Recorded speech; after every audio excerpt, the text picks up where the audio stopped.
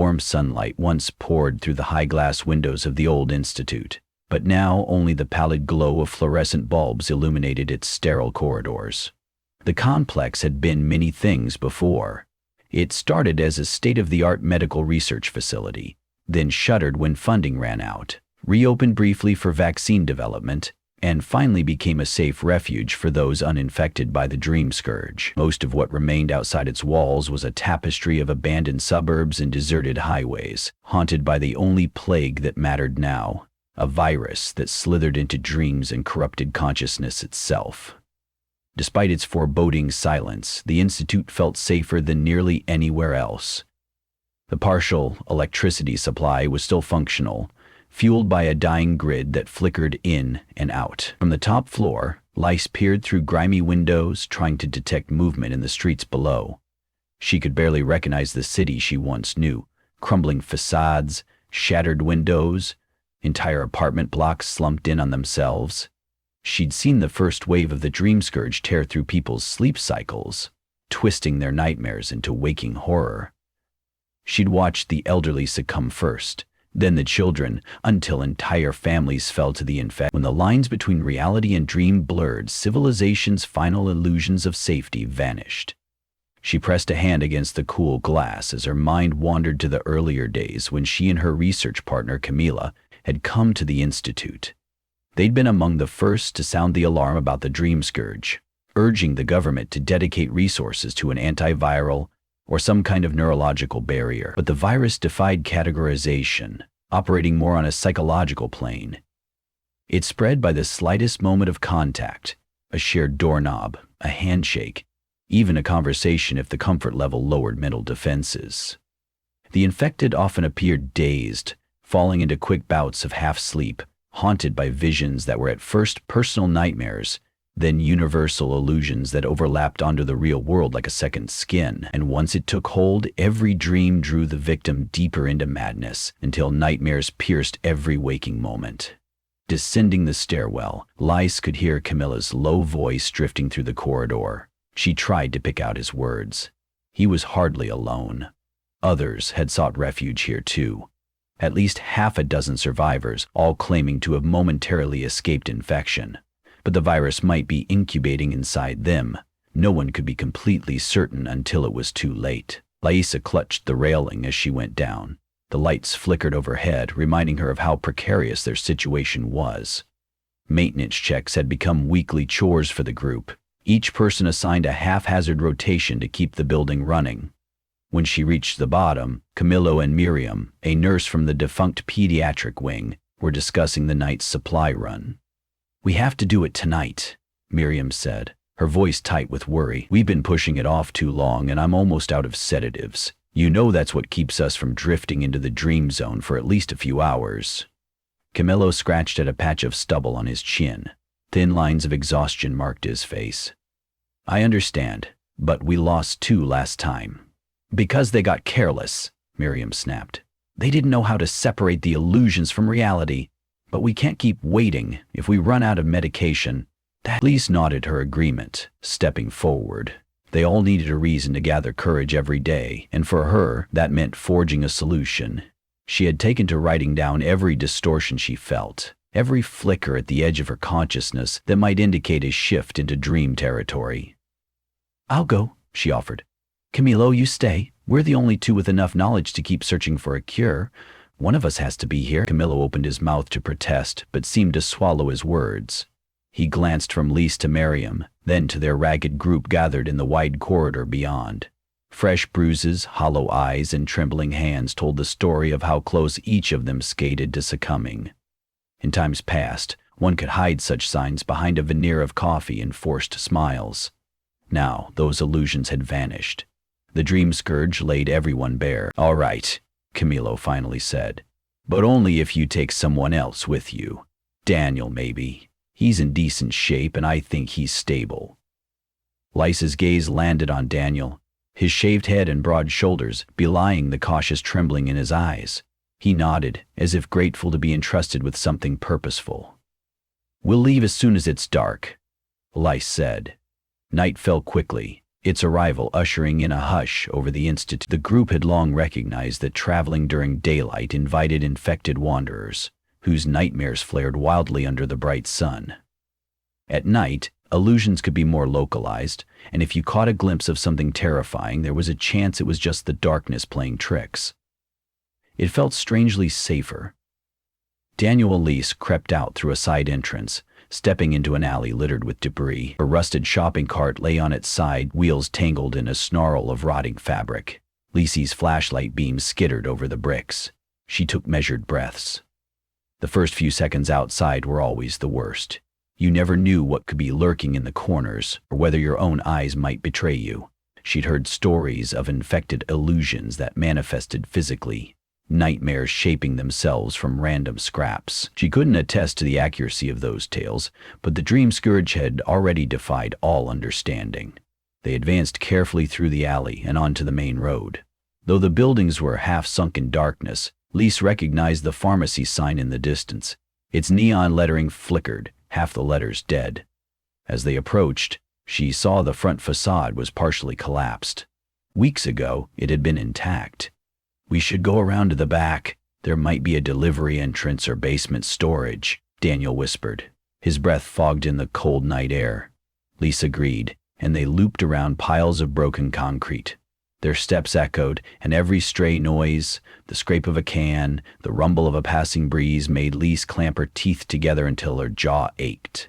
When they found the back door, Daniel tested it, and it swung open without a sound. Something about that silence made Lise's stomach churn. Usually old doors resisted or squeaked. This was too easy. They stepped inside, guided only by their flashlights. The storage room was in disarray. Toppled shelves, scattered pill bottles, ransacked boxes. The more sinister detail was the presence of dozens of footprints in the dust, as though an entire crowd had passed through. Daniel knelt, placing his hand near one of the footprints. They were bare feet, narrower than his, possibly children. A faint shuffling noise made Lise aim her flashlight at the far corner. At first, she saw nothing but scraps of cardboard. Then the shape seemed to writhe, like an optical illusion. She flicked the beam across the room, trying to see if someone was hiding. Anxiety built in her chest, threatening to break her composure. "Lise," Daniel whispered, pointing to a metal cabinet hinged open. Inside were rows of slender boxes, labeled with hospital staples, including sedatives and other emergency medications. Relief coursed through her, and they hurried to gather as many as their backpacks could hold. She double-checked labels in the flashlight's beam, mindful that illusions might lead them astray. But still, the medications looked real. They had nearly finished packing when a sudden rasping sound came from the hall. Daniel whirled, pressing a finger to his lips. They waited, breath caught. The rasping grew louder, almost like crying. It reminded Lise of a child, but it was too hollow and rhythmic to be genuine. She knew better than to assume any sound in the darkness was what it appeared. She gestured for Daniel to switch off his flashlight, plunging them into near-total darkness. Their only light was a sliver of moonlight from a broken window. The noise continued, scraping closer. Then she felt a presence standing at the threshold. Even without sight, there was a sense of something there, a chilled mass, or aura, that made her skin prickle. The air thickened, and a flicker of motion teased at the edge of her vision. In that subtle gloom, it was impossible to tell if any of it was real or a nightmare overlapping her senses. She dared a quick glance at Daniel. He clutched the strap of his backpack, his muscles tensed to run. A trickle of sweat glistened on his brow in the faint light. The presence lingered a moment longer, then the rasping sound receded. When it was gone, she touched Daniel's arm and signaled that they should leave. He nodded. They slipped out the door carefully, into the corridor that led to the main store area. The route turned out to be blocked, collected shelving, and shattered glass. They decided to circle back to the storeroom, yet the rasping returned behind them, louder this time, accompanied by scraping footsteps. Their flashlights flickered back on out of desperation. In the wavering beams they glimpsed movement, a hunched figure lurking near the collapsed shelves. At once, it jerked its head toward them, its eyes wide and reflective, like an animal caught in headlong. Lycean Daniels sprinted for the alley exit. She felt a tug on her backpack as it snagged on some twisted metal, but she yanked herself free without pausing. The footsteps behind them came in manic bursts. Lyce forced herself forward, heart pounding at her temples. When they reached the alley, their adrenaline was so high that they nearly kept running all the way back. But in the open air, they found no sign of pursuit. After that last terrifying moment, it was as if the presence had vanished. "We need to be sure," Daniel managed between breaths, chest heaving. "Maybe it only hunts indoors. Or maybe it was just a nightmare," lingered a traitorous part of Lyce's mind. She felt the insidious question worm into her thoughts. How can you know what's real anymore? Even with the medication stuffed into her bag, what guarantee did they have that it existed in truth? Despite her doubts, she forced them down. She had to remain rational. Together, they carefully retraced their route and made it back to the Institute without incident, though the entire time she anticipated that at any moment something unnatural might appear at the edges of her vision. They arrived at the main entrance, greeted by the dull, flickering hallway lights. The others crowded around eagerly, relieved to see them back. Miriam immediately took stock of the medication, verifying the labels. Lise could see in her eyes the same tension that she herself had felt. Were they real? Once Miriam declared them legitimate and sealed them in a locked cabinet, the tension momentarily lifted. While the others ate and drifted off to a state of watchful rest, Lise returned to the makeshift lab she and Camillo had cobbled together near the Institute's old research wing. She found him hunched over a collection of half-labeled vials, scribbling notes in a ledger. He looked up as she approached. "Thank God," he breathed. "I was worried." "Me too," she admitted, removing her jacket. "We found sedatives, enough to last at least a few weeks." He nodded absently, then gestured for her to come closer. "Look at this," he said, pointing to the microscope. "I've been trying to isolate the Dreamscourge pathogen in these samples. It's shifting. It morphs whenever it encounters a particular neural protein. It's like it finds a new shape, forging new illusions." His voice trembled with an excitement tinged with horror. "It's beyond any virus we've known, more like a living hallucination." "How do we fight something so adaptable?" Lise asked. She peered into the microscope and saw swirling shapes, each one glimmering as though alive with intent. Camillo sighed heavily. "We might not. But if we can disrupt the protein's formation in the brain, maybe we can at least stop it from embedding nightmares. It won't cure the infection, but it might cut off the illusions." His words hung in the air. They both knew it was a long shot. Still, the possibility gleamed like a fragile shard of hope. That night, as Lyce stretched out on a cot in an old office, sedation coursed through her bloodstream. She needed to attempt some rest, but the medication only delayed the nightmares, never completely erasing them. She closed her eyes and felt the drug tug her downward, into a dreamscape laced with tension. In that flicker of partial sleep, sensations roiled in her mind, a half-formed dream of flickering corridors, labyrinthine doorways that led nowhere, a child's laughter echoing.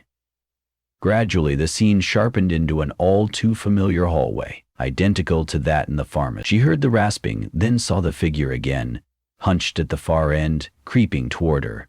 She tried to run, but her legs were leaden. Desperation made her lash out.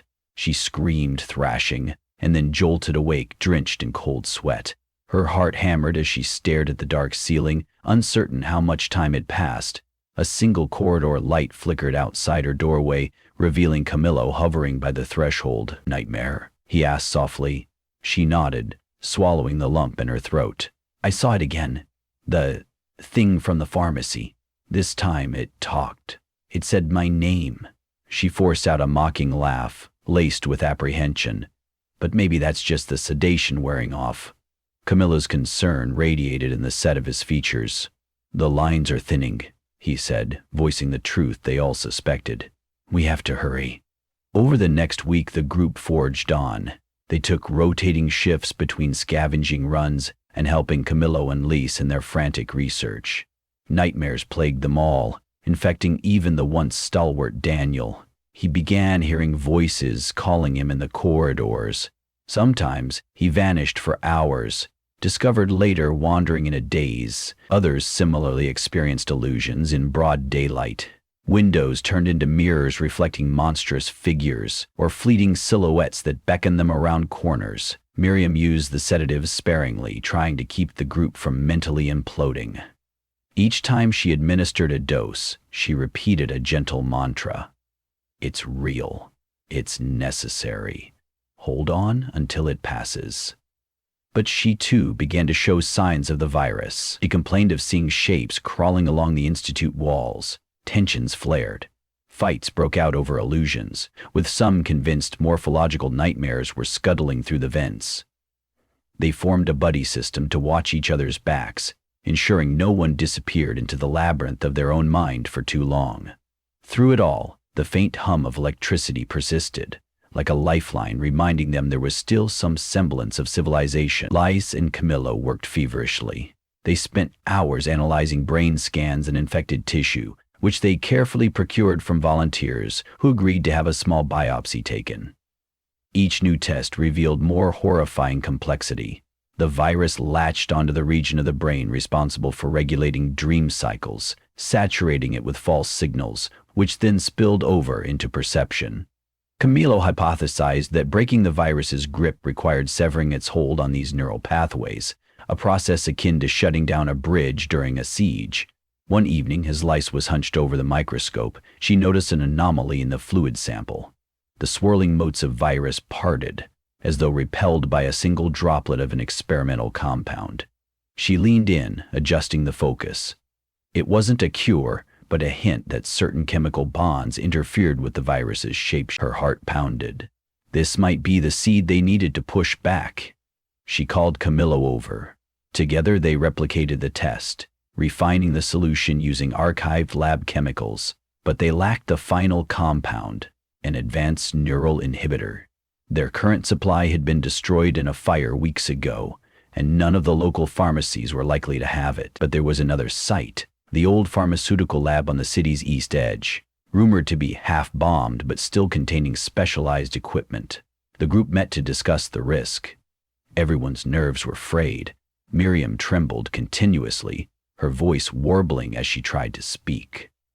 Daniel stood stiffly, pale and exhausted, leaving imprint marks on his arms where he gripped himself too tightly. No one wanted to risk the journey, but they saw no other choice. The illusions were getting stronger, strangling them in a daily push and pull with their own minds. They decided that Daniel, Camillo, and Lys would make one final run to the pharmaceutical lab.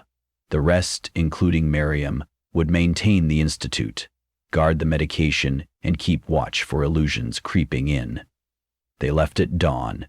The sky stained a dull orange. The city streets loomed eerily quiet except for the occasional scuttling of debris. With every block, faint flickers of unreality threatened to derail them. Lys caught glimpses of children skipping rope between wrecked cars, vanishing when she blinked. Once she heard a disembodied voice whisper her name in her ear.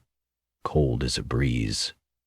Daniel had to slap himself multiple times to dispel the illusions. After hours of slow navigation, they came upon the hulking remains of the pharmaceutical lab. One corner was collapsed into a pit of twisted steel, leaving the rest precarious but intact. All the windows were shattered and the front door had been blown off its hinges. Stepping inside, they found corridors clogged with rubble, half-scorched walls, and blackened ceiling tiles. Despite the devastation, the lower levels might still hold intact supply. They descended a flight of stairs using headlamps to guide them. A labyrinth of hallways opened up before them. Occasionally, a random red emergency light flickered, illuminating broken frames and abandoned equipment. Their footsteps echoed off the cold surfaces. Every now and then, Camillo paused to check the facility map on the wall, though many segments were burned or unreadable. Eventually, they located a door labeled Neurochemistry Wing. It was sealed. Daniel used a crowbar to wedge it open, the metal screeching in protest. Inside, they found rows of shattered glass counters, overturned stools, and broken lab tools. Their hearts sank at the chaos. If the inhibitor was destroyed, their last hope might be gone. They spread out, rummaging meticulously. Most of the storage compartments were looted or damaged by fire. Lys tried to keep her mind grounded, reminding herself of the repetitive details. The lab is cold. The dust is thick. I'm really here. She willed her brain not to conjure illusions. Camillo found a locked cabinet in a corner of the lab. Its door was made of heavy steel. "Over here," he called. He crouched down, fiddling with the mechanism. Daniel offered the crowbar, but the lock was too robust. They tried a heavy metal pipe, pounding the hinges until the door cracked. At last the cabinet swung open. Inside were a few battered boxes, many of them water-damaged. But among them, carefully sealed in brown glass vials, was the neural inhibitor. Lys examined the label, verifying the chemical composition. They had found it. Excitement coursed through them. Lys began gathering the vials into a padded case. Just as they were finishing, a sudden thunderous crash echoed in the corridor behind them. They froze, exchanging worried glances. Daniel stepped outside, peering gingerly into the hallway, his face contorted in shock. "Run!" he whispered. "We've got to run." Lys grabbed a case, and they bolted toward the stairs. Behind them, a grotesque figure materialized from the darkness. Its outline flickered unnaturally, shifting and shimmering like a projection. There was a sense of both emptiness and rage emanating from it. The face, if it had one, swirled with melded features and black hollows for eyes. Lys's scalp prickled with fear. Here, in the half-light, they were confronted with a living embodiment of the Dreamscourge. It moved like a nightmare-given flesh, but with jerky, disjointed steps. Daniel hurled the crowbar at it in desperation, though she doubted it would do any good. The figure, if it was truly solid, barely flinched, but a moment's pause allowed them to scramble upward. The building groaned around them, the illusions amplifying every step. Lys felt the floor lurch, though she couldn't tell if it was real or the Dreamscourge twisting perspective. The corridor warped, stretching impossibly long. She pushed onward, ignoring the pounding of her heart. Camillo and Daniel stayed close, occasionally shouting at one another to remain focused. They burst onto the main floor, only to find the shattered entrance replaced by a solid wall. "No, no!" Daniel cried, slamming his fists against it. Lys's vision swam. The illusions were powerful here. She spun, seeing the hallway shift like a funhouse mirror. Then Camillo grabbed her arm. "It's not real," he insisted. "The door is still there, we just can't see it." Daniel ran toward the wall, his body passing right through, though it momentarily looked as though he collided with concrete. The illusions parted like a veil. Lys followed, bracing herself for impact, but emerged into dim daylight. Behind them, the dream figure twisted at the threshold, shrieking a sound that rattled her ears, half lost between a roar and a child's cry. He didn't look back again. The three survivors ran, hearts pounding, until they cleared the perimeter of the ruined complex and found themselves in abandoned streets once more. By nightfall, they finally reached the Institute, battered in near collapse, but triumphant. Inside, the others crowded around, clamoring with questions about the screaming they'd heard echo across the eerily still city. The presence must have manifested on an unimaginably large scale, yet somehow they had the inhibitor. They had a chance. Camillo and Lys worked without rest, synthesizing the solution. They combined the stolen vials with the partial formula they had pinpointed in the Institute's lab. It took hours. The group huddled outside in the corridor, wearing anxious expressions. Miriam, in particular, stared blankly, as though not entirely present. At dawn, the mixture was ready, a muddy liquid with a faint, acrid odor. The question remained, would it help at all? Or was this too simply an illusion? With weary eyes, Lys offered herself as the first to test it. Camilla insisted he go first, but she refused. She swallowed a measured dose, ignoring the bitter tang, and waited. Her head swam, a wave of dizziness overtaking her. Then her vision settled. For the first time in days, the flickering pulses at the edge of her sight ceased. The corridor looked clean, edges sharply defined. She inhaled, counting her breaths. No illusions. Relief threatened to make her knees buckle. She pivoted, meeting the group's hopeful gazes. "It's working," she murmured, tears welling in her eyes. Camilo rushed to test his own dose, followed by Daniel and the rest in careful increments. At last, each of them reported a similar effect. Fewer illusions, a sense of solidity returning to their surroundings. Miriam's dose was the largest. In truth, she was teetering near the brink of full infection. But once the solution entered her system, the vacant look receded from her eyes, replaced by exhausted relief. She collapsed into a chair, face in her hands, trembling. They realized the cure was incomplete. While the illusions were gone, the virus itself might still linger. The mixture only halted its ability to inflict nightmares. But that alone felt like a miracle. Hours later, as the Institute stirred with new energy, Lise and Camilo surveyed the scene from a conference room window. This building that had once been marked by despair now held a sliver of hope.